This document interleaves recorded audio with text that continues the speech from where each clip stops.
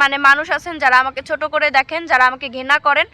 আলহামদুলিল্লাহ, ঘৃণা করলে তো আপনার যে আমাকে ভালোবাসতে হবে এমন কোনো কথা নাই। আপনি আমাকে ঘৃণা করেন, আমার কোনো সমস্যা নাই। কিন্তু আমার কথা হচ্ছে এখানে যে আপনাদের কি আছে কি না আছে। দেখেন আমি একটা কথা বলি, আপনাদেরই পুরোহিত মশাই যিনি হচ্ছে পূজা করায় বা অনেক বক্তৃতা দেয়, যেমন আমাদের এই যে মাহফিল করে যেমন বড় বড় হুজুররা আছে, তেমন আপনাদের ভিতরেও কিন্তু অনেক ঠাকুর মানে পুরোহিতরা আছে বা এরকম আপনারা কি বলেন আমি জানি না, বা যারা এরকম আর কি ওয়াজের মতো কিছু কিছু কথা বলে। তো ওইখানেই একটা আপনাদেরই মানে আপনাদেরই এক বক্তা বলছিল যে মুসলমানদের কোনোদিনও দেখবা না যে তারা তাদের মসজিদে উঠে কোনোদিন মানে অপরিষ্কারভাবে, মানে অজু ছাড়া তো মসজিদের মানে গেটের সামনেও পা রাখবে না কোনোদিন, সে যত বড়ই খারাপ মানুষ হোক না কেন আর নষ্ট মানুষ হোক না কেন, কোনোদিনও পা রাখবে না। কিন্তু তোমাদের মতো মানে মানে এই যে সেই উনিই বলছিল যে তোমাদের মতো কিছু নামধারী